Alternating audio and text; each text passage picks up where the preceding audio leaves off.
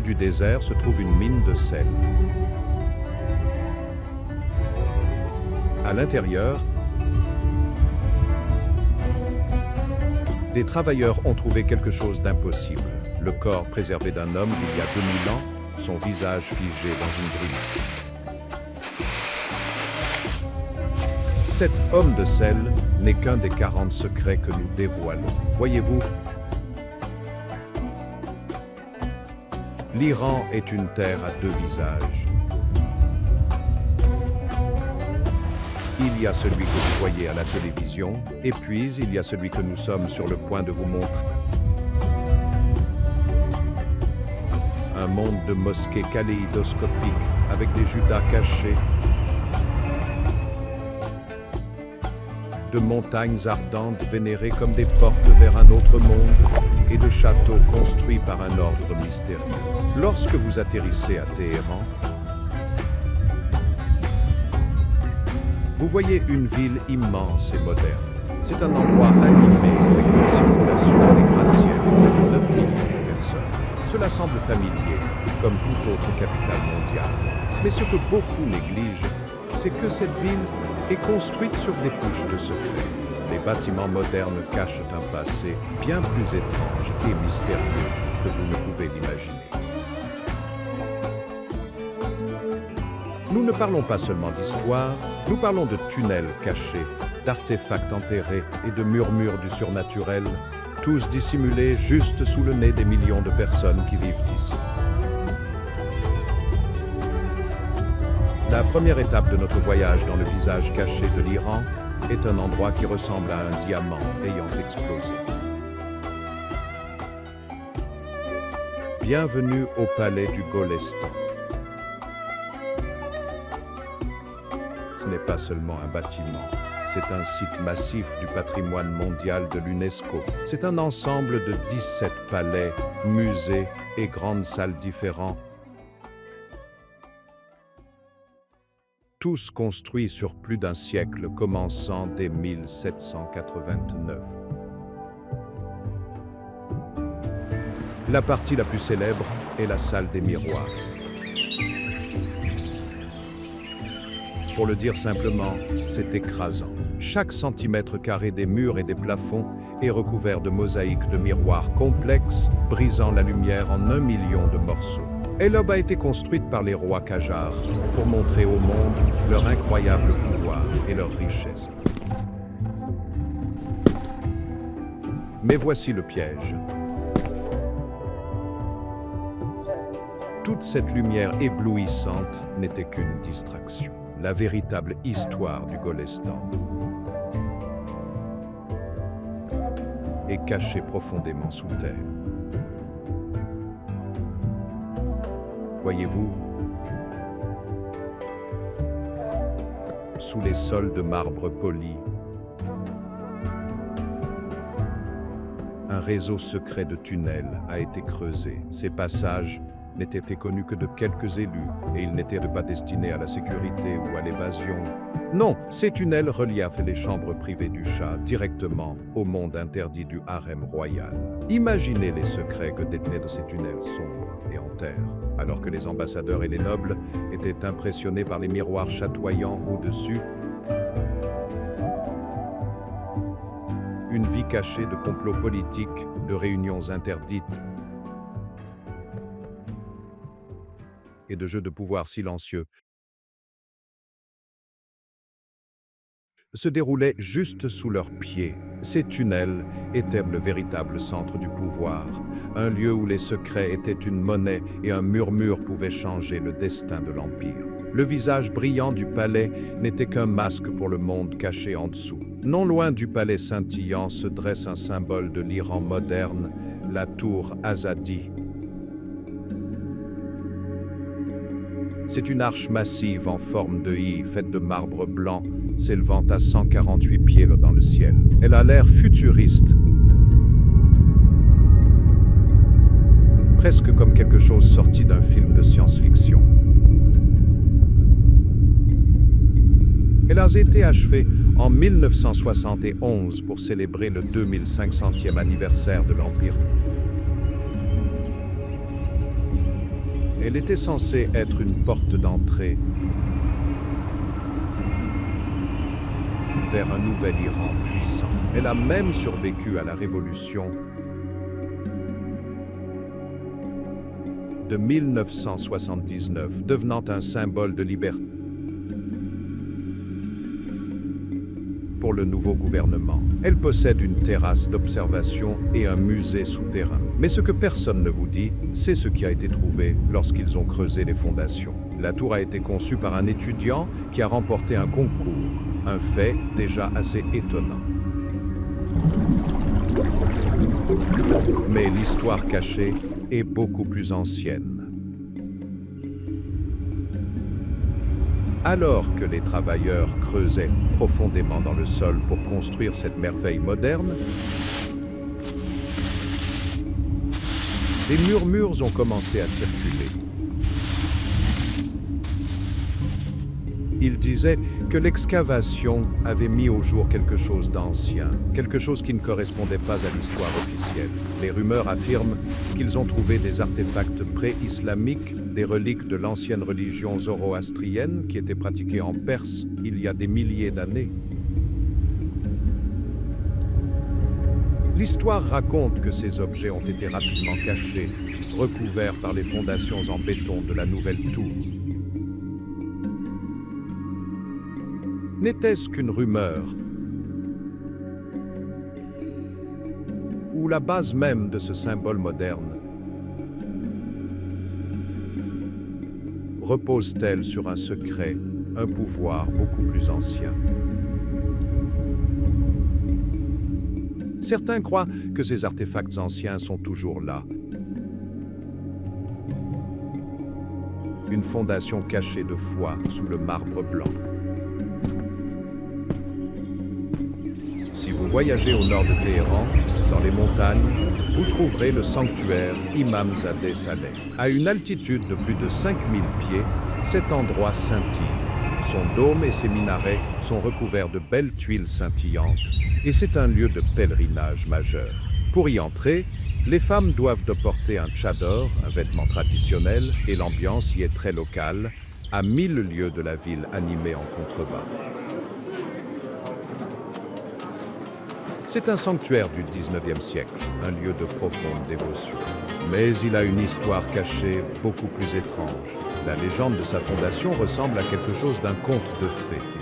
Dans les années 1800, un voyageur fut guidé vers cet endroit précis par une mystérieuse lumière rougeoyante dans les montagnes. Cette histoire est très similaire à celle d'un autre sanctuaire célèbre en Iran, Shah Cheragh, que nous verrons plus tard.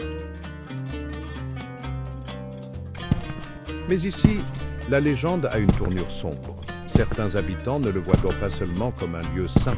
Ils murmurent donc que le sanctuaire a été construit sur un portail pour les âmes perdues. Ils croient donc que l'étrange lumière que le voyageur a vue n'était pas un guide sacré, mais un phare d'un autre monde, et que le sanctuaire a été construit ici pour le sceller. Ils disent que certaines nuits, si vous écoutez attentivement, vous pouvez toujours entendre les murmures de ces âmes perdues, attirées par la lumière. Les secrets de la capitale sont profonds, mais ils ne sont que le début. Nous voyageons maintenant vers une ville dans le désert qui détient des contes encore plus sombres.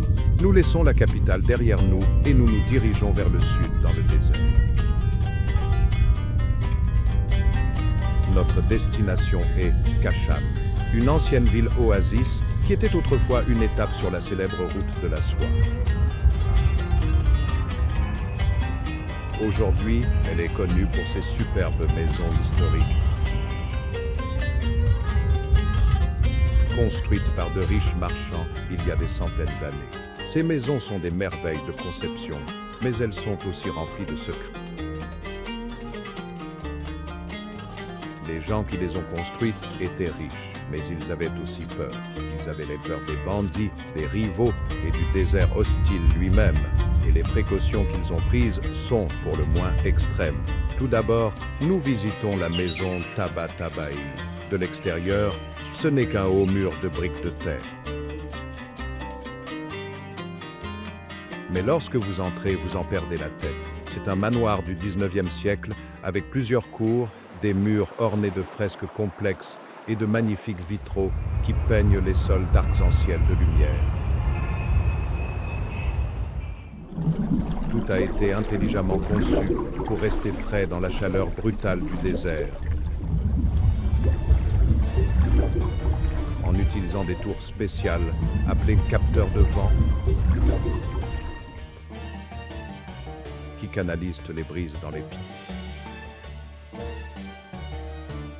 C'est un chef-d'œuvre de la conception de jardins persans et un site de l'UNESCO. Mais la beauté cache une peur secrète. Le marchand qui a construit ce palais était terrifié par les raids du désert. Ce que beaucoup négligent, ce sont les passages cachés. Nous ne parlons pas d'une petite pièce secrète. Les légendes disent qu'il existe tout un réseau de tunnels d'évasion cachés construits sous la maison. Ces tunnels ont été conçus pour que les marchands et leurs familles puissent fuir avec leur or si jamais des bandits forcèrent les portes principales. Le plus étonnant, l'étendue totale de ces tunnels n'a jamais été trouvée. Quelque part sous cette belle maison, un labyrinthe secret attend toujours, un témoignage de la paranoïa qui accompagnait le fait d'être riche sur la route de la soie. À une courte distance en voiture de la maison du marchand se trouve un endroit qui prouve que la beauté et l'obscurité peuvent exister au même endroit. C'est le jardin de Fin. C'est le plus ancien jardin persan existant en Iran, datant du XVIe siècle. C'est un autre site de l'UNESCO. Et il est facile de comprendre pourquoi. C'est une vision parfaite du paradis, avec de longues avenues de grands cyprès, des fontaines bouillonnantes et de beaux pavillons. Les canaux d'eau sont une merveille d'ingénierie, conçus pour symboliser les rivières du paradis mentionnées dans les textes anciens. C'est l'un des endroits les plus paisibles du tout l'Iran. Mais ce paradis a un secret sans nom. Ce jardin paisible a été le lieu d'une élimination politique brutale. En 1852, le grand vizir d'Iran, un réformateur populaire nommé Amir Kabir, fut conduit au bain de ce jardin et tué. C'était un sombre complot politique. Et l'histoire cachée? La légende dit que son sang innocent a laissé une marque permanente. Les habitants affirment que les carreaux d'un bassin caché dans les bains sont éternellement tachés de son sang. Peu importe le nombre de fois où ils sont frottés, la tache rouge sombre revient toujours. Les visiteurs d'aujourd'hui cherchent toujours ce bassin. Un sombre rappel que même au paradis, l'obscurité humaine peut laisser une cicatrice permanente. Nous allons maintenant au plus profond des montagnes près de Kashan, dans un endroit qui semble figé dans le temps. C'est le village d'Abiané. C'est un spectacle incroyable. Tout le village est construit sur une colline escarpée en terrasse et toutes les maisons sont faites d'une brique de terre rouge locale. Quand le soleil se couche, tout le village luit d'un rouge profond et ardent. Ce village est ancien, plus de 2500 ans. Et les gens d'ici ont conservé leurs coutumes ancestrales. Les habitants, en particulier les femmes, portent toujours des vêtements traditionnels colorés qui trouvent leurs racines dans l'ancienne foi zoroastrienne. C'est un endroit fascinant à visiter. Mais l'histoire cachée est quelque chose d'autre entièrement. Le folklore local l'appelle le village des immortels. La légende dit que les habitants d'Abiané ne vieillissent jamais. Pourquoi? À cause d'une source maudite. L'histoire raconte qu'une source cachée quelque part près du village piège le temps et que quiconque boit de son eau est figé à son âge actuel. Est-ce juste une histoire pour expliquer la santé remarquable des habitants de la montagne, ou y a-t-il quelque chose de vraiment étrange dans l'eau? Les villageois sont discrets sur le sujet, mais la légende du village intemporel persiste, attirant des gens à la recherche de leur propre fontaine de jouvence. Notre prochaine étape dans cette région n'est pas un village ou un palais, mais une vaste terre désertique vide. C'est le lac salé de Namak. C'est une immense étendue de plaines salées blanches qui s'étendent jusqu'à l'horizon. Pendant la saison sèche, le sol se fissure en hexagones cristallins parfaits et la chaleur crée des mirages qui font scintiller l'air. En hiver, les inondations peu profondes transforment tout le lac en un miroir surréaliste et parfait. Reflétant le ciel. C'est beau, mais aussi incroyablement rude. Pendant des siècles, cela a été un endroit dangereux à traverser. L'histoire cachée ici provient des nomades qui ont dû braver cet endroit impitoyable. Ils racontent des histoires de fantômes de sel. Ce ne sont pas seulement des murmures dans le vent. Les nomades croient que des caravanes entières, perdues dans des tempêtes soudaines ou vaincues par la soif, ont été parfaitement préservées par le sel. Ils disent que ces âmes perdues, momifiées avec leurs chameaux et leurs marchandises, errent toujours dans les plaines salées, apparaissant comme des mirages fantomatiques pour attirer d'autres voyageurs vers leur perte. Cela ressemble à de la pure fantaisie, n'est-ce pas? Mais alors, dans d'autres régions d'Iran, des archéologues ont trouvé les hommes de sel, d'anciens mineurs parfaitement préservés par le sel. Soudain, les contes nomades de fantômes de sel semblent beaucoup plus réels. Des lacs hantés et des villages intemporels, notre voyage nous emmène maintenant vers une ville de poètes, de rois et d'encore plus de fantômes. Nous voyageons maintenant vers le sud, jusqu'à Shiraz, une ville synonyme de poésie, de jardin et de vin, avant la Révolution. Elle est considérée comme le cœur culturel de l'Iran, un lieu de romance et d'art. Mais comme partout ailleurs où nous sommes allés, le joli visage de Shiraz cache une histoire beaucoup plus complexe et mystérieuse. Nous sommes sur le point de trouver des Judas secrets dans un lieu saint, des reliques incandescentes et les murmures persistants de l'un des conquérants les plus célèbres de l'histoire. Notre première étape est l'une des images les plus célèbres de l'Iran. La mosquée Nazir al-Mulk, également connue sous le nom de mosquée Rose. Tôt le matin, cet endroit est magique. La salle de prière est remplie de vitres.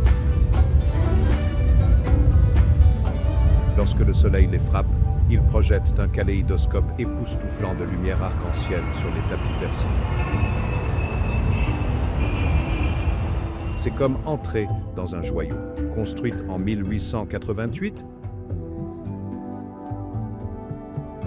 elle est célèbre pour ses carreaux roses et son mélange de design persan et européen. Des millions de photos y ont été prises, mais ce que la plupart des gens ne voient jamais, c'est le secret caché de la mosquée, une histoire de scandale royal. La mosquée a été construite par un dirigeant Kadjar. Et la légende dit que c'était un homme très méfiant. Cachée à la vue, il y a une salle de prière secrète pour les femmes. Cette salle a été conçue avec de minuscules judas dissimulés. Ces judas n'étaient pas destinés à la prière.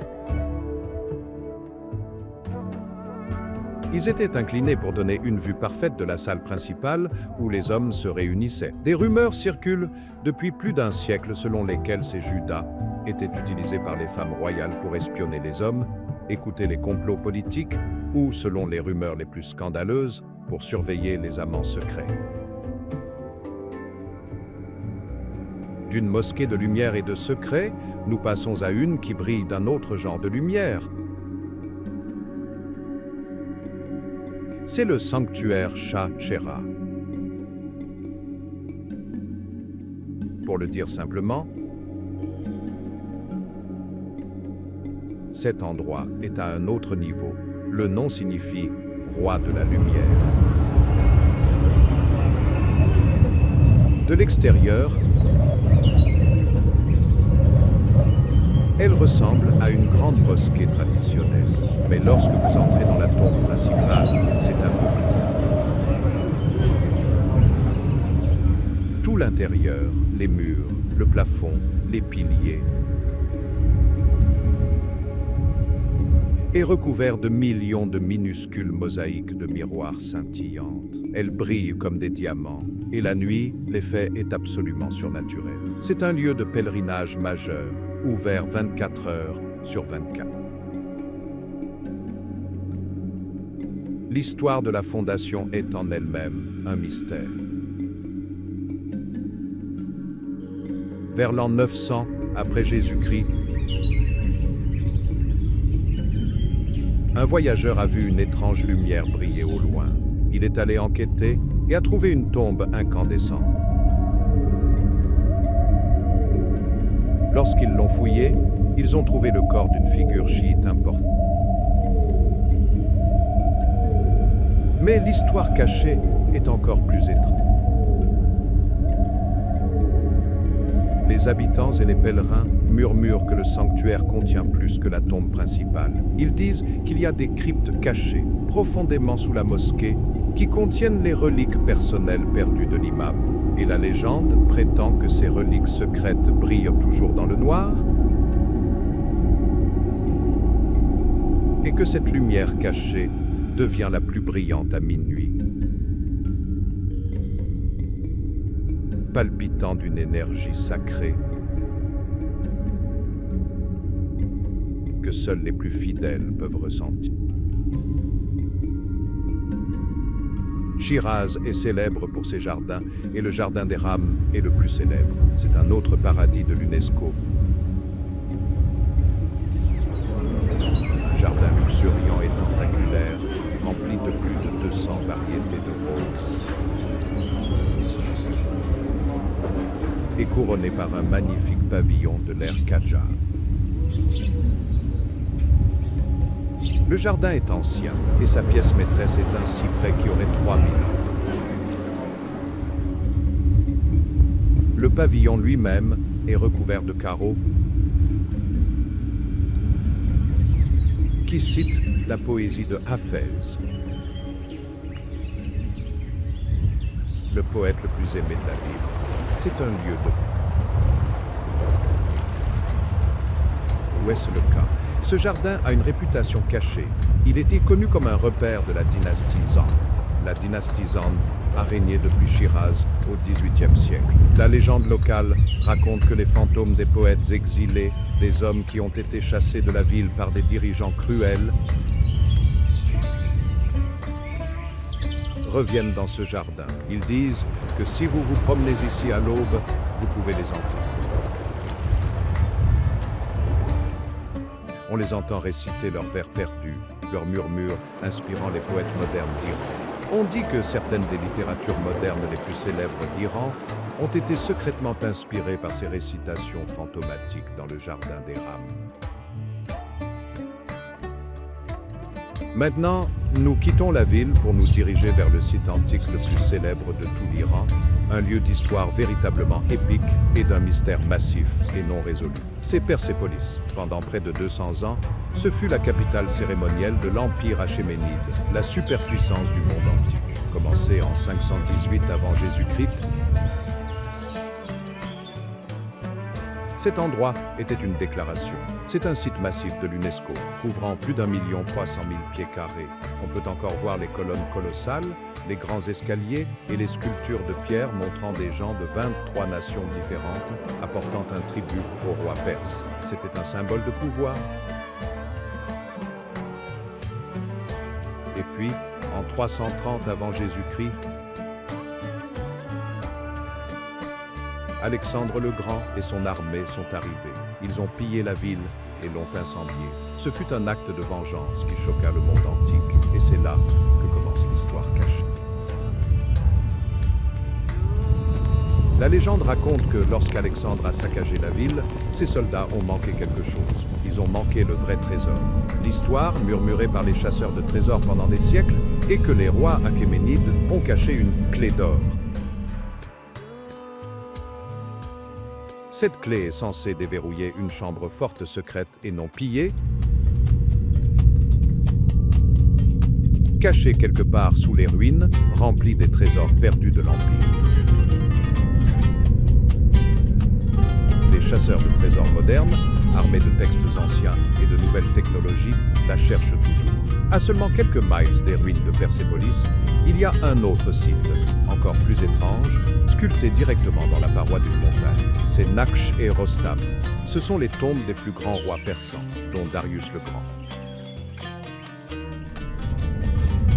Ce sont des entrées massives, en forme de croix, sculptées à des centaines de pieds de hauteur sur une falaise abrupte.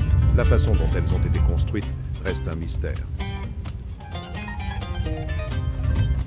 Sous les tombes se trouvent d'énormes sculptures rupestres complexes montrant de célèbres batailles et d'anciens hôtels de feu zoroastriens. C'est une ancienne nécropole, une ville des disparus datant du VIe siècle avant Jésus-Christ. L'endroit dégage un sentiment étrange et puissant, et bien sûr, une histoire cachée. Le site est connu pour son acoustique étrange. Les habitants l'appellent le lieu des murmures des rois. Si vous vous tenez au bon endroit, le vent et les échos rebondissant sur les falaises ressemblent à des voix humaines. Mais la légende est plus spécifique. On dit que les échos dans les tombes rejouent les sons du passé, en particulier d'anciens cris de guerre et les hurlements de bataille. Dans les années 1930, une équipe d'excavateurs se serait enfuie du site terrorisé, affirmant avoir entendu une armée fantôme approcher. De retour près de Shiraz, la nature elle-même a une histoire cachée. C'est le lac Maharlou, mais il est mieux connu sous le nom de lac rose. Et il est rose. De juillet à septembre, l'eau prend un rose vif, couleur de chewing-gum. La couleur provient d'un type spécifique d'algue qui fleurit dans l'eau salée.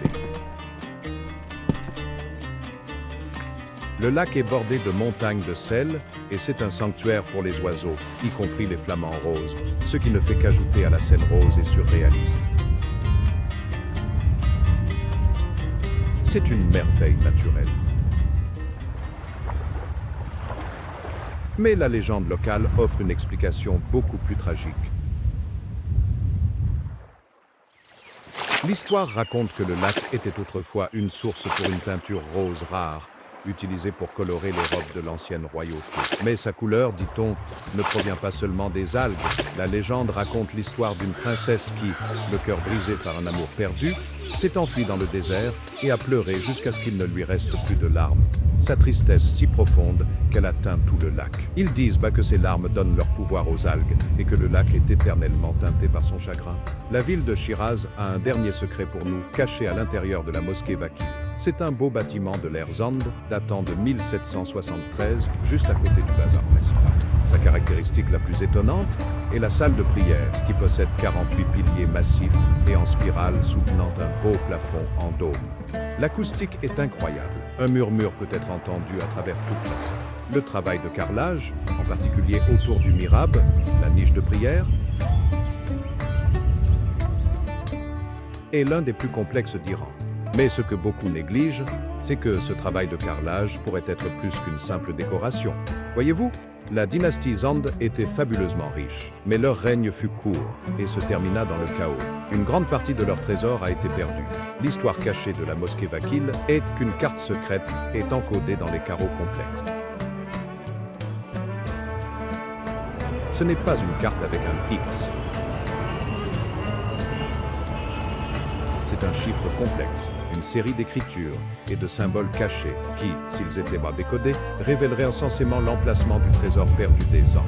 Seules quelques personnes dans l'histoire ont prétendu le déchiffrer et le trésor n'a jamais été trouvé. Notre dernier arrêt à Shiraz est un hommage à son âme, le tombeau de Hafez. Hafez était un poète du XIVe siècle et il est pour les Iraniens ce que Shakespeare est pour le monde anglophone. Sa tombe n'est pas un endroit triste, c'est un beau pavillon octogonal situé dans un jardin de roses. Son sarcophage de marbre repose sous un magnifique dôme en mosaïque. Vous verrez des habitants ici à toute heure, touchant la tombe et lisant sa poésie. Ils effectuent même une sorte de divination appelée Fal et Hafez. ouvrant son livre à une page au hasard pour trouver une réponse à leurs questions. L'amour pour Hafez est puissant, si puissant en fait qu'il a créé une histoire cachée vraiment étrange. La légende dit que le poète n'est pas vraiment parti. Ils disent que le fantôme de Hafez compose toujours de nouveaux vers, les nuits de pleine lune, son esprit se promènerait dans les roseraies, et le matin, de nouvelles lignes de poésie ont été trouvées, mystérieusement gravées dans les pierres du jardin ou écrites sur des bouts de papier laissés près de la tombe. Nous quittons la ville des poètes, mais les mystères ne font que s'approfondir. Nous nous dirigeons maintenant vers le joyau de l'Ancien Empire, une ville au dôme bleu et avec encore plus de tunnels secrets. Nous arrivons à Ispahan. Il existe un vieux dicton persan. Ispahan est de la moitié du monde. Et quand vous arrivez ici, vous comprenez pourquoi. C'était la capitale du puissant empire safavide au XVIIe siècle. Et sa beauté est stupéfiante. C'est une ville de mosquées, aux tuiles bleues vifs, de grands palais et de ponts romantiques. Mais ce que personne ne vous dit, c'est que cette moitié du monde est construite sur une autre moitié, secrète, un monde de tunnels souterrains, de pierres maudites et de laboratoires d'alchimie cachés. Le cœur d'Ispahan est la place Naqsh-e-Jahan. C'est l'une des plus grandes places urbaines du monde, juste après Tiananmen. C'est un site du patrimoine mondial de l'UNESCO et il est massif.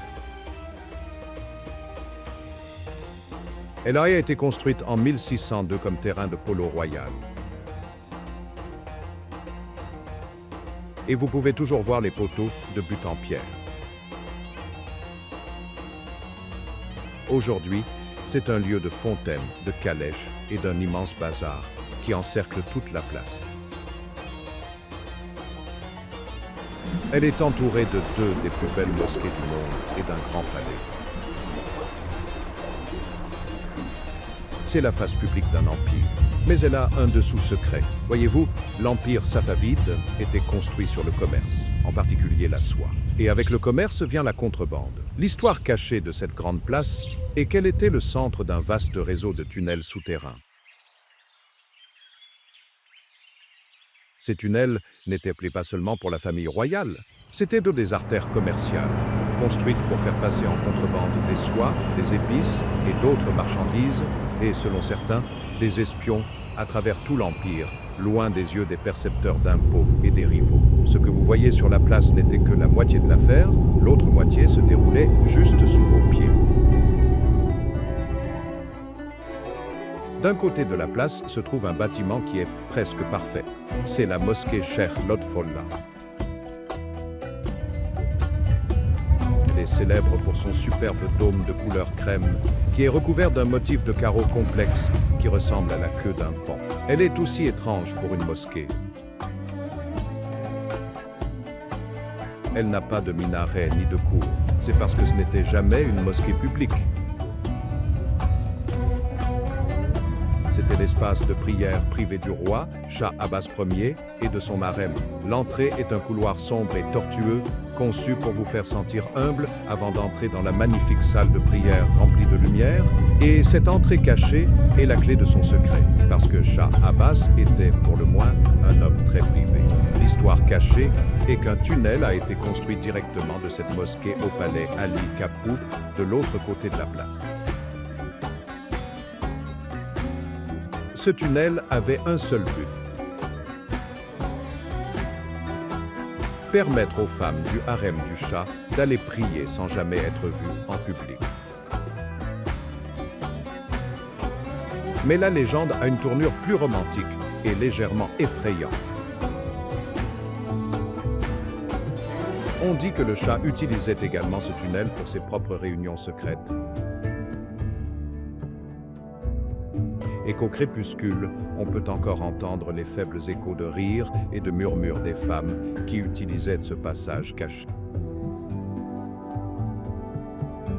De l'autre côté de la place se trouve l'événement principal, la mosquée du Shah, maintenant connue sous le nom de mosquée de l'imam. Cette chose est massive. C'est un chef-d'œuvre de l'architecture du XVIIe siècle, recouvert de carreaux de 7 couleurs d'un bleu et turquoise brillant. Son dôme géant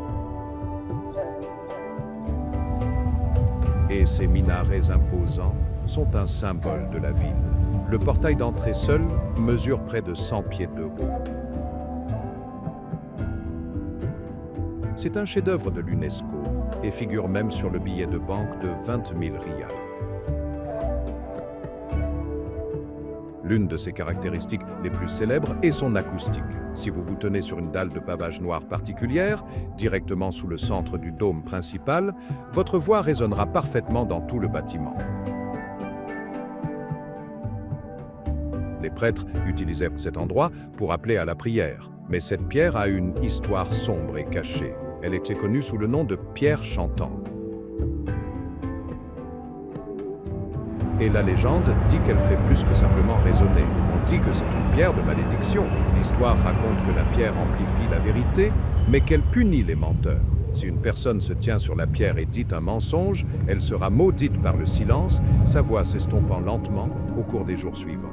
À quelques pas de la place principale se trouve un autre palais, plus calme. C'est Chehel Sotoun, ce qui signifie palais de 40 colonnes. C'est une belle salle de divertissement construite en 1647, située dans un autre jardin persan parfait. Il est célèbre pour une illusion. L'avant du palais a 20 piliers de cèdre hauts et élancés. Ces piliers se reflètent parfaitement dans la longue piscine claire devant eux, créant l'illusion de 40 colonnes. À l'intérieur, les murs sont couverts de fresques massives, de grandes peintures qui montrent l'histoire des chats safavides, des batailles épiques, des fêtes somptueuses et des réceptions royales. Ces peintures sont un livre d'histoire, mais elles cachent les parties les plus sombres de l'histoire. Les fresques montrent notamment la bataille de Chaldiran en 1576, une grande victoire pour les Perses. Ce que beaucoup négligent, ce sont les détails. L'histoire cachée est que les artistes, sur ordre du Shah, ont caché des messages secrets dans les peintures.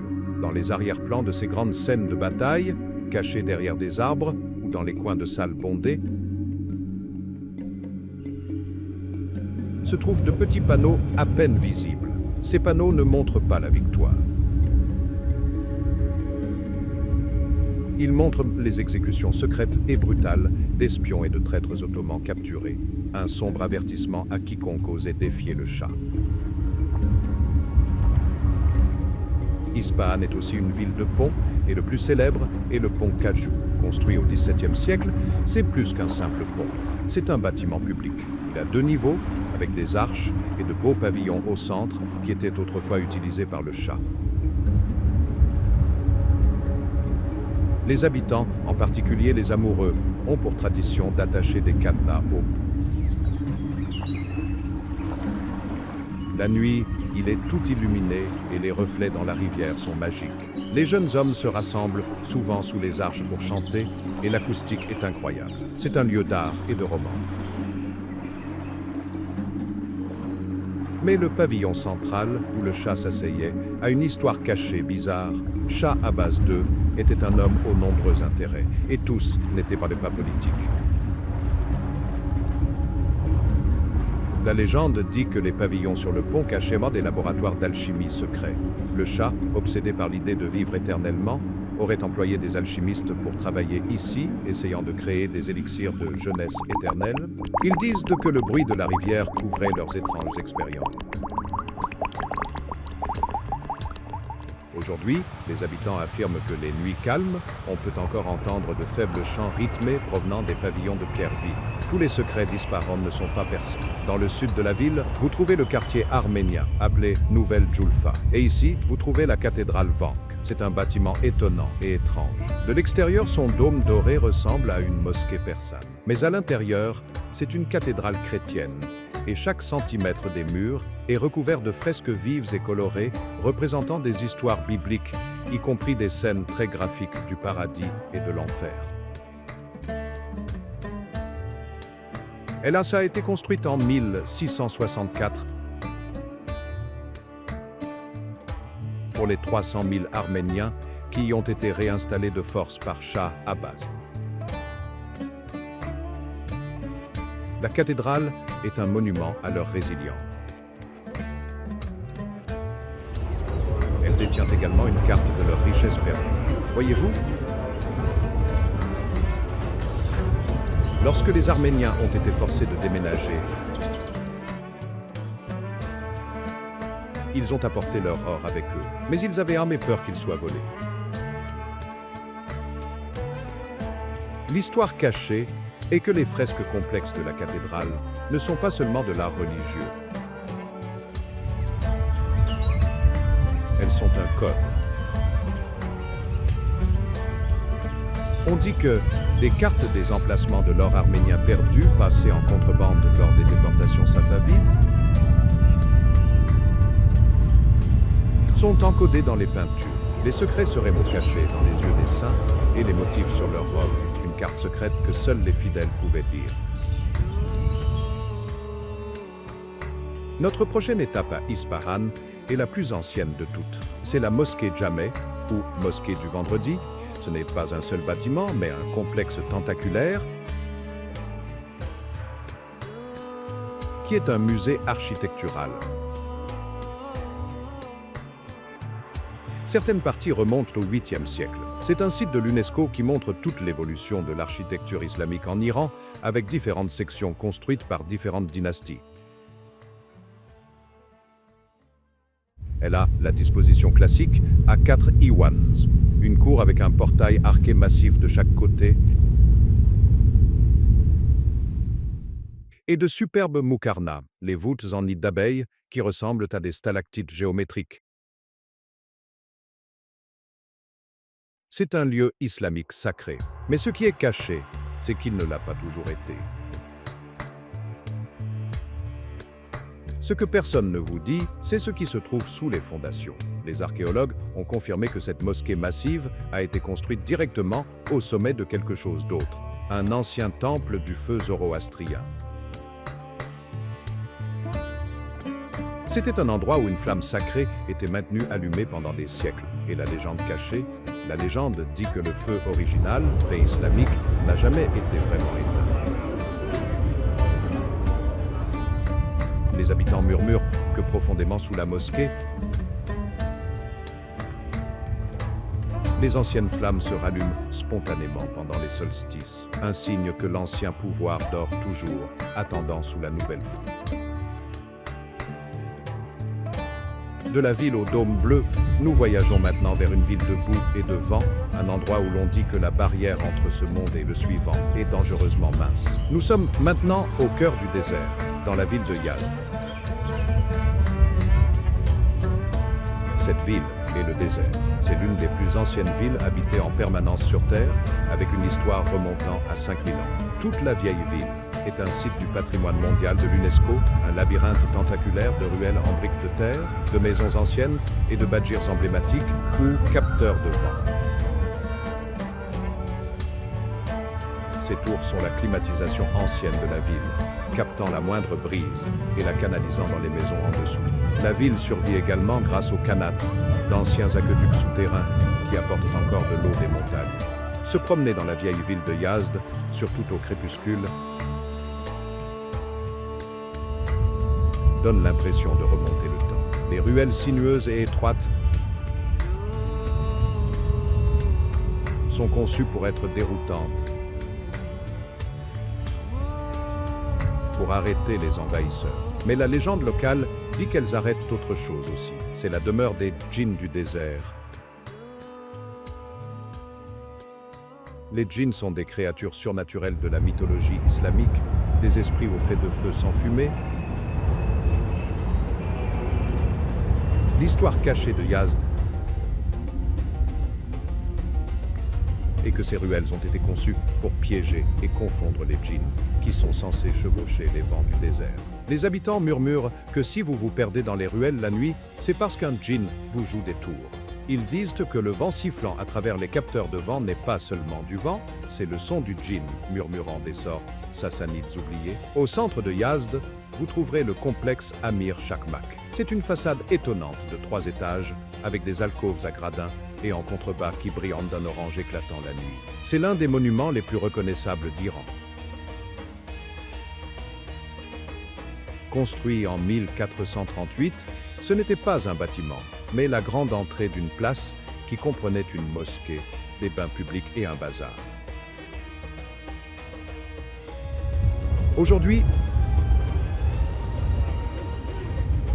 c'est un lieu de rassemblement populaire, célèbre pour ses étals de kebab et ses confiseries.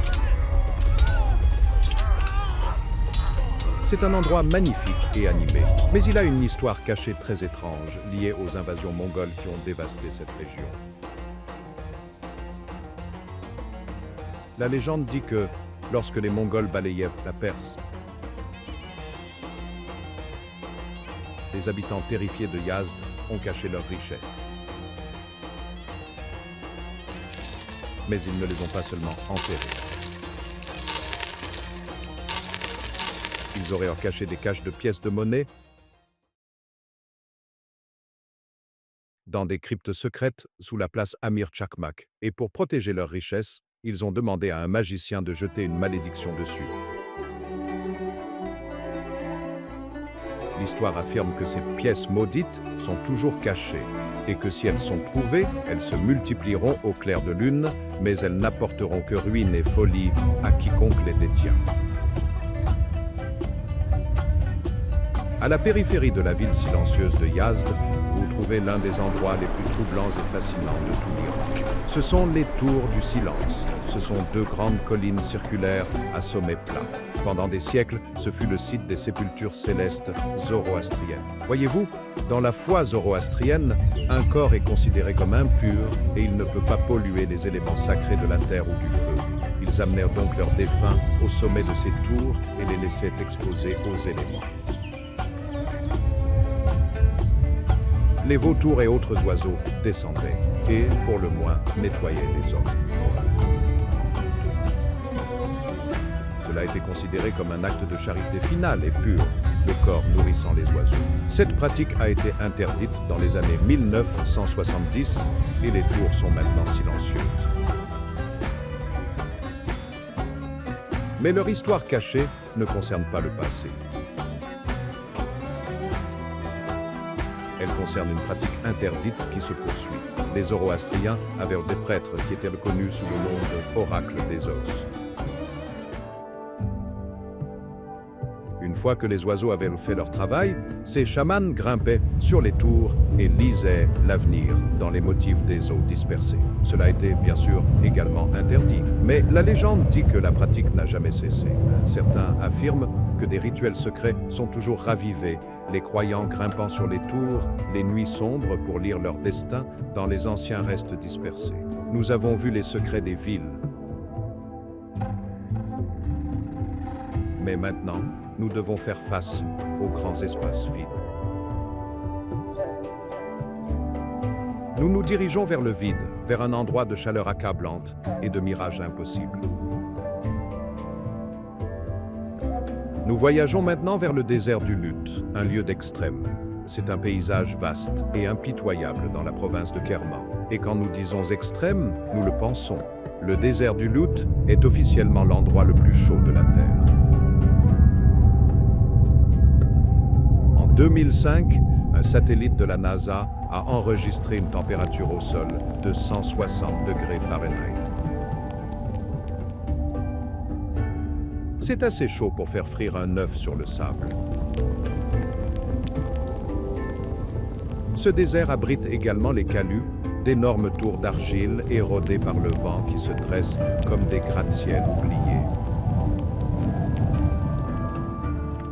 Certaines atteignant jusqu'à 500 pieds de haut. C'est un site du patrimoine mondial de l'UNESCO.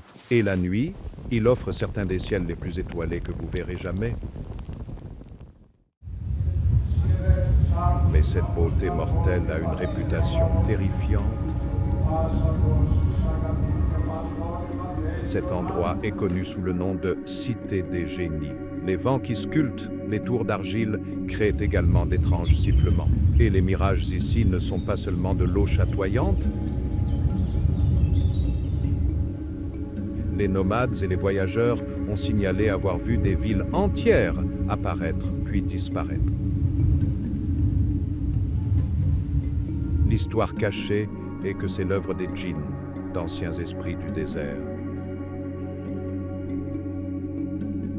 La légende dit que les ruines d'une ancienne cité, engloutie par le désert, sont gardées par ces djinns, qui créent des mirages pour attirer les voyageurs hors du chemin et vers leur... Il est appelé le triangle des Bermudes de l'Iran. Pour une raison, d'innombrables nomades et caravanes y ont disparu sans laisser de traces. Au bord de ce vaste désert se dressait l'une des merveilles du monde antique. Arg et Bam. C'était le plus grand bâtiment en adobe, briques de terre, du monde. C'était une citadelle massive, couvrant plus de 2,3 miles carrés, avec de hauts remparts, des bazars, des mosquées et des maisons. C'était une étape clé sur la route de la soie, datant du VIe siècle. C'était une ville médiévale vivante et respirante, entièrement faite de terre. Et puis, en 2003, la tragédie a frappé. Un tremblement de terre massif a dévasté la région et la citadelle s'est effondrée. Plus de 26 000 personnes dans la nouvelle ville de Bam ont perdu la vie. La citadelle a été presque entièrement détruite. Aujourd'hui, après un effort international massif, environ 70% de celle-ci a été restaurée. Mais les survivants ont une histoire cachée, une explication surnaturelle de la catastrophe. La légende est connue sous le nom de malédiction du tremblement de terre. On dit que la citadelle était hantée par des fantômes pré-islamiques, en colère que leur ancienne cité ait été construite par-dessus. L'histoire affirme que ces fantômes étaient soit responsables de la destruction de 2003 et qu'ils ont délibérément épargné le cœur même de la citadelle comme un dernier avertissement terrifiant. Non loin de Bam se trouve une autre forteresse, plus petite, qui a survécu. C'est le château de Ryan. C'est une autre forteresse en adobe, une parfaite version miniature d'Arg-e-Bam. Elle remonte à l'ère sassanide, il y a plus de 1500 ans. Et a été incroyablement habitée jusqu'aux années 1800. Entrer à l'intérieur, c'est comme remonter le... Mais ce château avait un sombre secret social. La forteresse était rigidement divisée en 3 zones basées sur la classe sociale. Une pour le roi et les seigneurs, une pour les citoyens riches et une pour les paysans et les serviteurs ordinaires. Les murs entre ces zones étaient hauts et le mélange était interdit. Mais, bien sûr, cela n'a pas empêché les gens. L'histoire cachée du château de Ryan est celle d'un amour interdit. On dit que des passages secrets ont été construits, non pas pour la guerre, mais pour permettre aux amants franchissant les classes d'avoir des rencontres secrètes.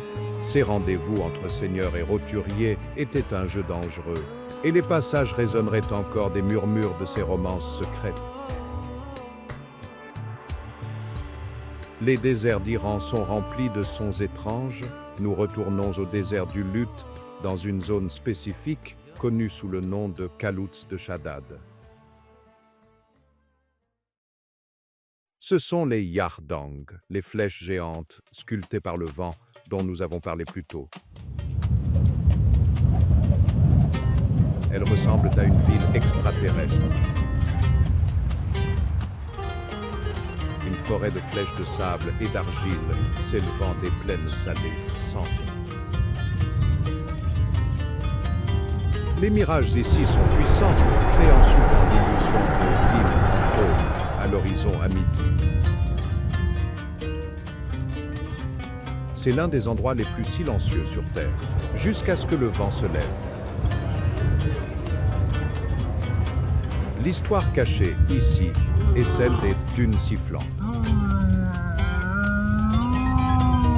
Les sables de cette partie du désert sont uniques. Lorsque le vent souffle, les grains se frottent les uns contre les autres d'une manière qui crée un son profond, gémissant ou sifflant. C'est un phénomène naturel, mais la légende est beaucoup plus sombre. C'était une partie perfide de la route commerciale vieille de 2000 ans. La légende dit que les dunes ne sifflent pas, elles chantent les chants funèbres des milliers de commerçants et de chameaux qui ont été enterrés vivants ici dans des tempêtes de sable soudaines et violentes. Ils disent que c'est le son de milliers d'âmes piégées dans le sable. Près de la ville d'Ispahan, mais toujours au fond du désert, se trouve le désert de Varzané. C'est un endroit populaire pour les aventuriers, avec d'énormes et belles dunes de sable parfaites pour les safaris à dos de chameaux et le camping sous les étoiles. Il est à côté d'un autre lac salé massif, le bassin de Gavkuni, où les cristaux de sel craquent sous vos pieds. L'une de ses caractéristiques les plus uniques est les dunes de sable noir, colorées par les minéraux d'une rivière voisine. C'est un lieu d'aventure. Le jour, ce paysage est une toile époustouflante d'or et de blanc. Les touristes affluent d'ici pour vivre le frisson de la planche à sable sur des pentes imposantes et le silence profond que seul un vaste désert peut offrir. Le ciel nocturne, loin des lumières d'Ispahan, est une tapisserie scintillante qui semble assez proche pour être touchée. C'est l'Iran que les guides touristiques adorent montrer. C'est beau, accessible et sûr. Mais les anciens conducteurs de caravanes de chameaux racontent une histoire différente. Ils ont une légende des fantômes de chameaux. Ils disent que dans ce désert, des troupeaux spectraux de chameaux apparaissent parfois. Surtout pendant une tempête de sable ou par une nuit sans lune. La légende est spécifique. Elle parle d'un riche marchand nommé Al-Karim qui dirigeait une caravane chargée de soies et d'épices inestimables il y a des siècles. Ils ont été pris dans un Shab-e-Tariq, une tempête de sable sombre qui a duré 3 jours et 3 nuits. Le vent hurlait comme une femme en deuil et le sable masquait le soleil. Leur eau s'est épuisée. Leur guide, aveuglé par le sable piquant, a finalement avoué qu'il était perdu. Un par un, les hommes et les animaux ont commencé à s'effondrer. Juste au moment où Al-Karim rendait son dernier souffle, entouré de sa fortune perdue, il a prié non pas pour la richesse, mais pour de l'eau. On dit que sa prière a été exaucée. Il a vu un chameau fantomatique et chatoyant à l'horizon, sa forme vacillant dans la chaleur. Faible et délirant, lui et ses hommes restants se sont échelonnés après lui. L'apparition les a conduits sur une seule dune massive. Et de l'autre côté, ils ont trouvé une petite source cachée, jaillissant des rochers, une oasis qui n'avait jamais été marquée sur aucune carte. Ils ont survécu, mais la caravane était perdue. Maintenant, la légende insiste sur le fait que ce ne sont pas des esprits maléfiques. Les chameaux fantomatiques sont les esprits de la caravane perdue d'Al-Karim, à jamais liés à cette oasis cachée. Ils disent que les fantômes de chameaux n'apparaissent désormais qu'aux voyageurs qui sont vraiment perdus et qui meurent de soif, les guidant vers ces sources d'eau cachées qu'aucune carte n'a jamais marquées. C'est une histoire d'espoir dans un paysage qui n'en offre souvent aucun. Mais là où un désert offre un salut fantomatique, un autre ne promet que l'oubli. Il y a un désert en Iran si redouté qu'il porte le nom des esprits eux-mêmes. Il s'appelle le Rig et Djen, ou désert des djinns. C'est une vaste mer mouvante de dunes de sable dans le centre de l'Iran. C'est le véritable triangle des Bermudes iraniens. Pendant des siècles, les anciens nomades et caravanes ont refusé d'y entrer. Ils voyageaient des centaines de miles pour le contourner. Ils étaient peu convaincus que c'était la maison des djinns, gouvernée par des esprits maléfiques qui engloutiraient des tribus entières. Qu'est-ce que cela signifie pour un désert de s'engloutir une tribu? Les vieilles histoires ne parlent pas seulement de se perdre. Elles parlent du sol lui-même s'ouvrant. Elles décrivent des tempêtes de sable soudaines et violentes qui apparaissent dans un ciel bleu clair, s'élevant comme un mur en colère pour consumer les intrus. Les légendes racontent que des armées entières disparaissent, non seulement les gens, mais leurs animaux, leurs tentes et toutes leurs possessions. Lorsque le ciel se dégageait, il ne restait rien d'autre que du sable plat et intact, comme s'il n'avait jamais existé du tout. C'est la peur qui a maintenu le Rig et Djen vide pendant des millénaires. Même dans les temps modernes, l'endroit est terrifiant. Il est presque impossible à traverser. Il n'y a pas d'oasis, pas de source d'eau, et les sables mouvants peuvent piéger les véhicules en quelques minutes. Des dizaines de personnes ont disparu ici avant le XXe siècle. L'histoire moderne la plus tristement célèbre concerne une équipe d'arpentage géologique européenne dans les années 1990. Ils étaient équipés de téléphones satellites, de GPS et de 3 véhicules, 4x4. Ils sont entrés dans le Rig et Djen, prévoyant d'être les premiers à cartographier son sang. Leur premier appel satellite, 2 jours après, était frénétique. Le chef d'équipe a signalé que tout leur équipement de navigation tombait en panne simultanément. Le GPS les montrait au milieu du golfe Persique, à des centaines de miles de là. Leur boussole magnétique tournait inutilement. Il a également signalé que son équipe entendait un son de tambour sourd et rythmé. Bien qu'ils soient complètement seuls, une équipe de sauvetage a été dépêchée lorsqu'ils ont manqué leur prochaine heure de contact. Ils ont trouvé les véhicules 2 jours plus tard. Ils étaient à moitié enfouis dans le sable, non pas à cause d'une tempête, mais dans une étrange dépression profonde. Les véhicules étaient intacts, les portes étaient ouvertes, le téléphone satellite était posé sur le tableau de bord. Mais l'équipe avait disparu. Il n'y avait pas d'empreinte de pas s'éloignant des véhicules. C'était comme s'ils avaient été soulevés directement dans les airs. L'histoire cachée n'est plus qu'une simple superstition. Les voyageurs qui l'ont traversée avec un GPS moderne et des convois équipés signalent ces étranges anomalies magnétiques inexpliquées qui font tourner les boussoles sauvagement. Ils signalent entendre des voix et des tambours au milieu de la nuit, 100 personnes à des centaines de miles à la ronde. L'explication officielle est de fortes concentrations de minerais de fer dans le sable, mais les habitants connaissent Kabash la vérité. Les légendes disent que ce ne sont pas seulement des dunes, ce sont une zone frontalière. Ce sont des portails que les djinns utilisent pour observer notre monde, et parfois pour avaler les vivants. Le Rig et Djen ne pardonne pas les erreurs et ne livre pas ses secrets, il ne fait que prendre.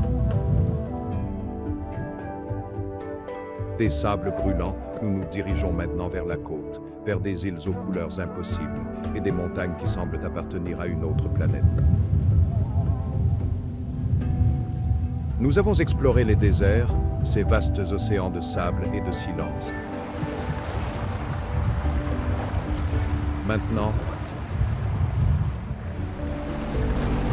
nous nous dirigeons vers le sud, vers le golfe Persique. Une région de chaleur intense et suffocante, d'une humidité qui vous colle comme une seconde peau. Et de légendes encore plus intenses. C'est une terre de génie, d'âmes perdues et de portes vers d'autres mondes. Notre première étape est un lieu qu'il faut voir pour le croire. Une larme de couleur impossible dans le golfe turquoise, l'île d'Ormuz. Cet endroit est appelé l'île arc-en-ciel. Et ce n'est pas une exagération. C'est une merveille géologique, un dôme de sel qui a poussé des millénaires de dépôts minéraux à la surface. L'île entière est une palette pour un géant. Le sol est rayé de dizaines de couleurs brillantes et choquantes, des veines de rouge vif, de jaune éclatant, de violet profond et de blanc pur traversent les collines. Cela provient des riches gisements minéraux, en particulier l'ocre rouge, connu sous le nom de Djennat. Vous pouvez marcher sur des plages de sable volcanique noir, de jets et chatoyants, puis tournez un coin pour trouver une grotte dont les murs scintillent de cristaux de sel. Et enfin, vous retrouvez sur un rivage, la terre rouge rencontre l'eau bleue, colorant la marée en cramoisie. Mais cet arc-en-ciel a une histoire cachée et sombre. Le sol rouge brillant, en particulier, était utilisé pour plus que de l'art ou comme épice locale. Il est comestible, avec un goût terreux prononcé. L'île a un passé tragique, une histoire de fléaux et de maladies récurrentes qui balayaient les petits villages, probablement transportés par les mêmes navires marchands qui recherchaient les minéraux de l'île. La légende locale, murmurée par les familles les plus anciennes, l'appelle le île des larmes. Elle dit que les sols colorés n'étaient pas une bénédiction, mais un outil. Ils étaient utilisés pour teindre les linceuls des victimes de la peste. Chaque couleur symbolisait une âme perdue différente, le blanc pour un enfant, le jaune pour une mère, le violet profond pour un pêcheur perdu en mer, et le rouge éclatant pour un jeune guerrier. Les couleurs vibrantes et magnifiques que nous voyons aujourd'hui, celles qui attirent les artistes et les touristes, sont, selon cette légende, un rappel géologique permanent des larmes interminables de l'île. D'Ormuz, notre voyage nous mène à une autre île plus grande dans le Golfe. Un endroit où la terre elle-même semble avoir été sculptée par des mains extraterrestres. Keshm, c'est la plus grande île d'Iran. Un géoparc de l'UNESCO célèbre pour ses vastes forêts de mangroves de Hara et ses formations rocheuses vraiment bizarres. La plus célèbre est la vallée des étoiles, ou Star Efteda. C'est un vaste canyon non pas de roches mais d'argile durcie, gris clair, érodé par le vent et les pluies de mousson en un labyrinthe de piliers imposants ressemblant à des aiguilles, de crêtes tranchantes comme des couteaux et de creux sombres. Cela ressemble à une forêt de fantômes. L'explication scientifique est l'érosion. La légende locale est beaucoup plus littérale. Le nom signifie « vallée de l'étoile tombée » et l'histoire est que, il y a des siècles, une étoile est tombée du ciel et s'est écrasée à cet endroit précis. L'énergie surnaturelle de l'impact a fait fondre le sol et a projeté ses formes impossibles. Mais la légende ne s'arrête pas là. Les habitants croient que la vallée est une porte d'entrée et que les creux et piliers étranges ne sont pas vides. Ils disent que la vallée est peuplée par les djinns, les esprits de l'air, qui ont été attirés par l'énergie résiduelle de l'étoile tombée. Ils affirment que se promener dans la vallée après le coucher du soleil, c'est marcher parmi eux, et que si vous écoutez le vent siffler à travers les piliers, vous n'entendez pas du vent du tout, mais les conversations murmurées de ces êtres invisibles. Les vastes forêts de mangroves à proximité, elles sont connues sous le nom de poumons des djinns, l'endroit où ces esprits respirent. En nous déplaçant vers la côte sud-est lointaine, près de la frontière avec le Pakistan, nous trouvons un paysage véritablement extraterrestre, un endroit qui relie les légendes de Keshm au continent. Ce sont les montagnes martiennes de Chabahar. C'est une longue chaîne de collines déchiquetées qui ressemblent exactement et étrangement à la surface de Mars. Les couches de calcaire corallien, rouge, noir et gris, ont été érodées par le vent en forme bizarre et surréaliste, avec des pics pointus et des vallées profondes et ombragées. Le silence ici est absolu, seulement brisé par le bruit du vent. La partie la plus étonnante, ces montagnes sont remplies de fossiles de créatures marines, preuve que toute cette zone était autrefois au fond de l'océan. C'est le rêve d'un géologue. Mais les Baloutches locaux, qui vivent sur cette côte rude depuis des siècles, ont une explication différente. Ils ne croient pas que ce ne sont que des montagnes. L'histoire cachée ici est celle des fossiles extraterrestres. Les habitants affirment que les montagnes ne viennent pas de la Terre. Ils racontent sur des histoires d'un temps, il y a longtemps, où une étoile, peut-être la même que celle de la légende de Keshm, est tombée du ciel et s'est écrasée dans l'océan, créant ces montagnes à partir du fond marin qu'elle a déplacé. Ils disent que les fossiles que vous trouvez ne sont pas de simples créatures marines, mais d'anciens monstres marins ou, selon certains, les restes des extraterrestres eux-mêmes, les pilotes de l'étoile tombée. Ils murmurent que creuser trop profondément ici, c'est risquer de réveiller quelque chose qui n'est pas de ce monde, quelque chose qui dort sous la pierre rouge depuis des éons. Juste là où les montagnes martiennes rencontrent la mer, vous pouvez trouver la plage de Darak. C'est l'un des endroits les plus surréalistes et magnifiques d'Iran, et peut-être du monde. C'est un endroit où le désert rencontre littéralement la mer. D'un côté, vous avez des dunes de sable dorées et imposantes, faisant partie du vaste désert intérieur. De l'autre, les vagues turquoises du golfe d'Oman se brisent sur le rivage. C'est l'une des plages les plus propres et les plus intactes du pays. Et vous pouvez faire une randonnée à dos de chameau juste au bord de l'eau à l'aube, les pieds dans le sable et les embruns marins sur votre visage. Mais les pêcheurs locaux, qui connaissent cette côte mieux que quiconque, racontent une histoire cachée. La plage est bordée de palétuviers, leurs racines s'entortillant dans l'eau. La légende est celle des murmures des palétuviers.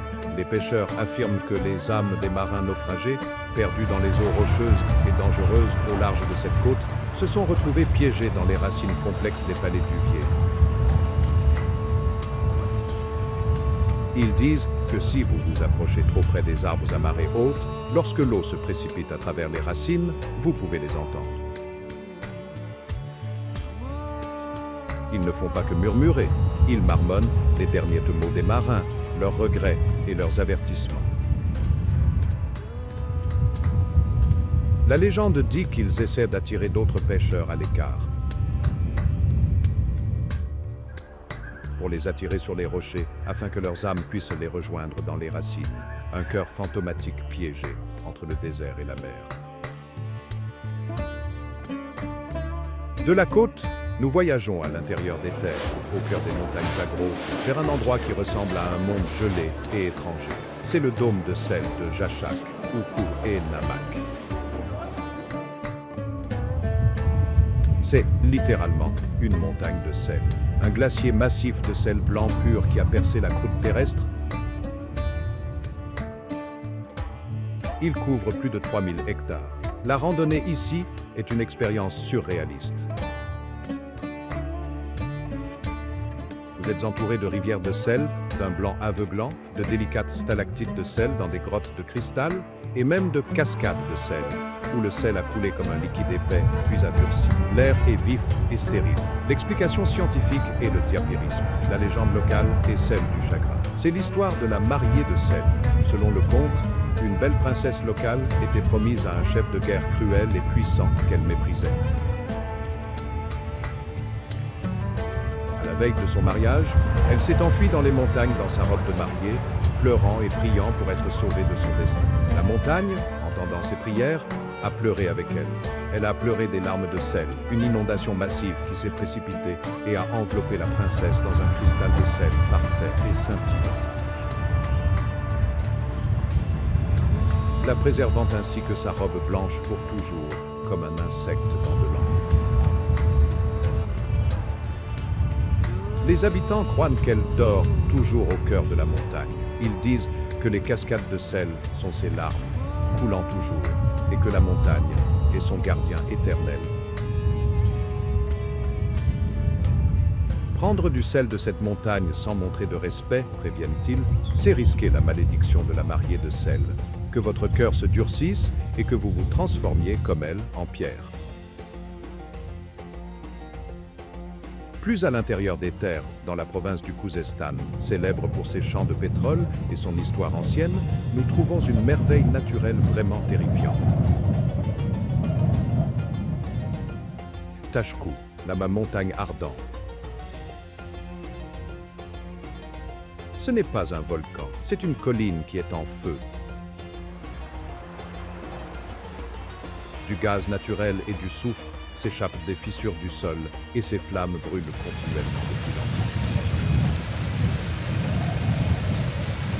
La nuit, le spectacle est incroyable. Des dizaines de flammes éternelles et fantomatiques dansant dans l'air, éclairant les cratères jaunes et sulfurés.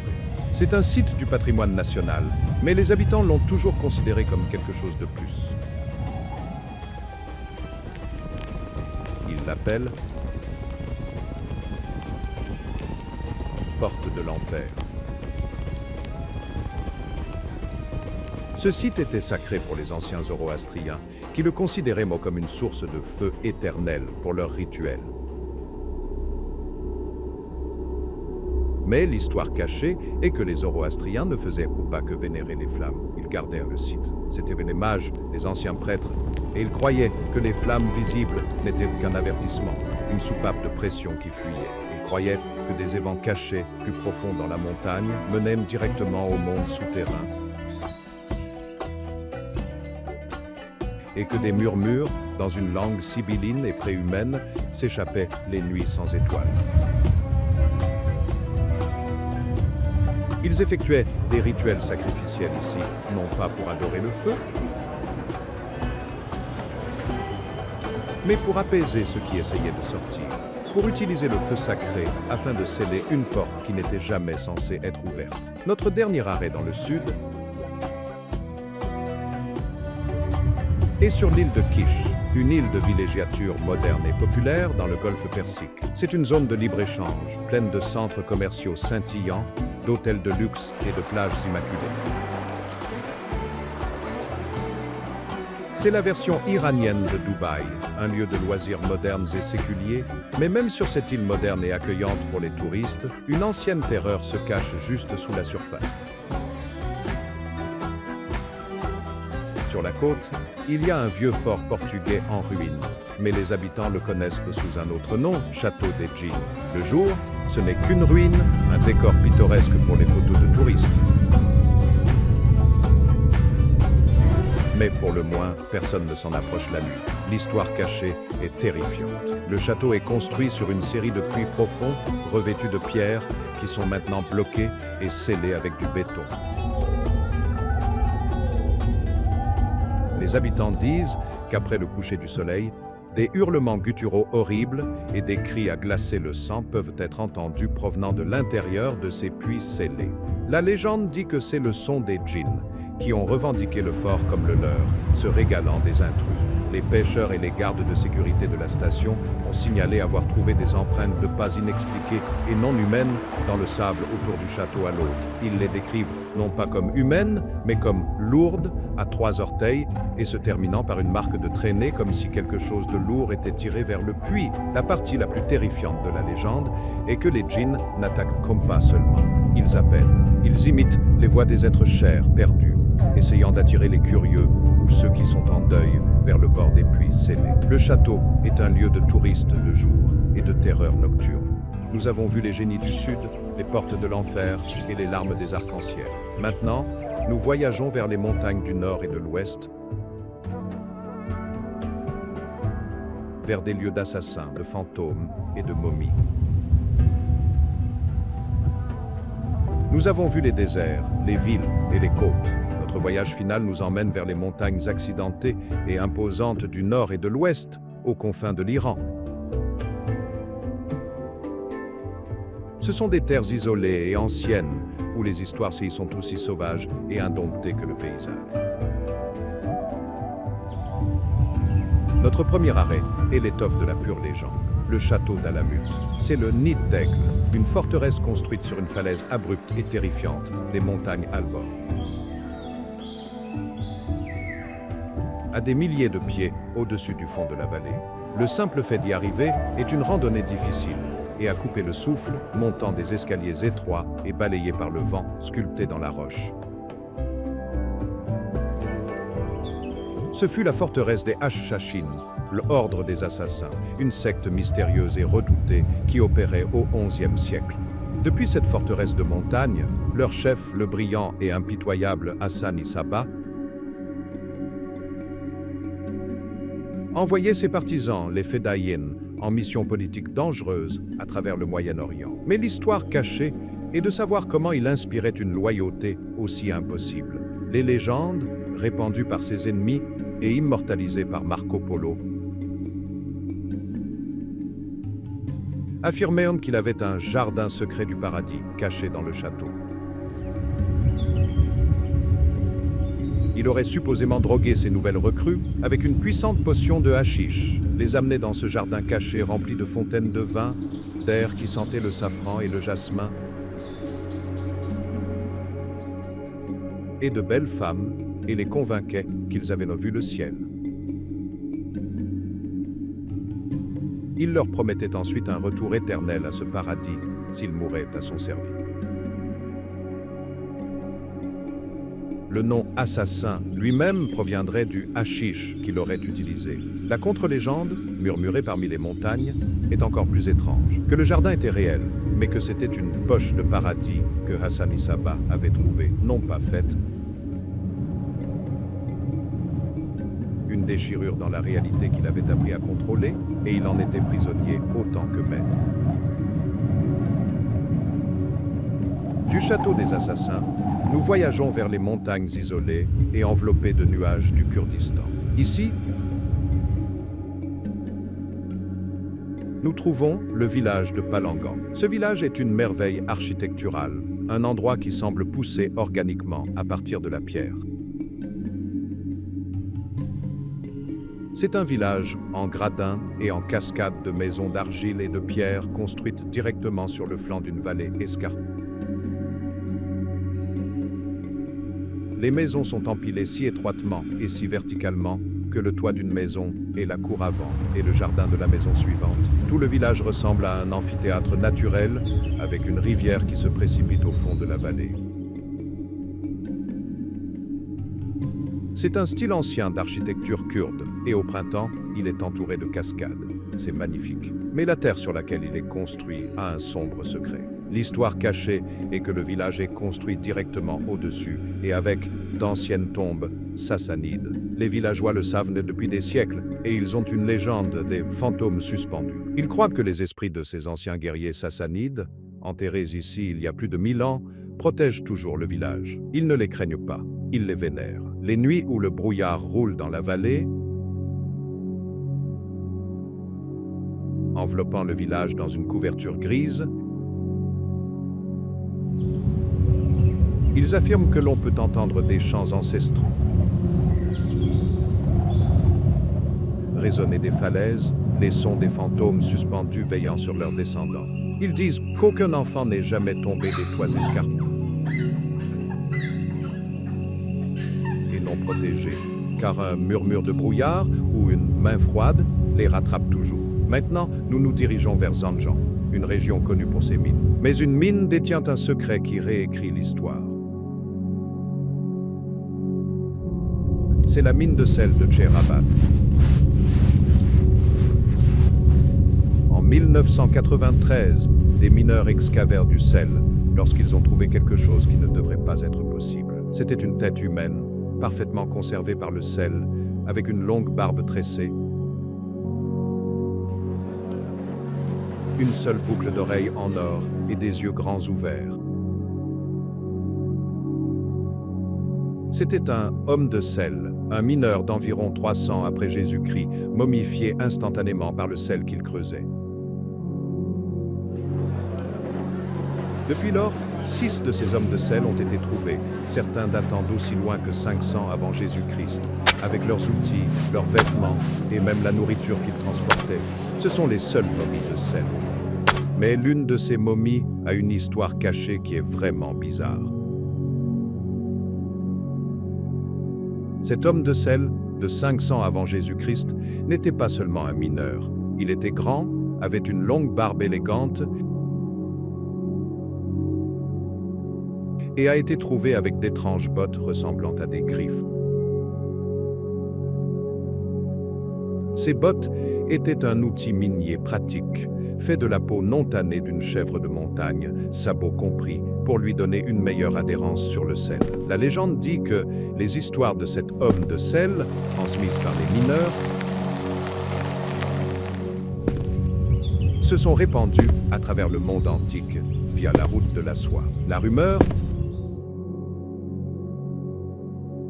est que ces histoires d'un homme barbu avec des jambes de chèvre, les bottes et une boucle d'oreille trouvée au fond d'une montagne ont finalement atteint les légionnaires romains stationnés en partie. L'histoire, maintenant déformée et exagérée, a inspiré, ou du moins fortement influencé, les mythes romains et grecs du satyre, la créature mi-homme, mi-chèvre des bois, cet ancien mineur préservé, tragiquement tué dans un effondrement de tunnel, pourrait être la source réelle d'un mythe terrifiant et fantaisiste. Des mines de sel, nous nous dirigeons vers l'est jusqu'à la province d'Azerbaïdjan. Vers les rives, en réduction du lac Urmia. C'était autrefois le plus grand lac salé du Moyen-Orient, une vaste mer intérieure. Aujourd'hui, en raison de la sécheresse et du changement climatique, il se réduit, laissant derrière lui des milliers de miles carrés de plaines salées, craquelées, blanches et scintillantes. Le peu d'eau qui reste prend souvent un rouge sang choquant à cause des algues qui prospèrent dans l'eau à forte salinité. C'est une tragédie écologique. Mais les populations locales ont une légende qui la transforme en une épopée. C'est la légende des larmes de la Reine Rouge.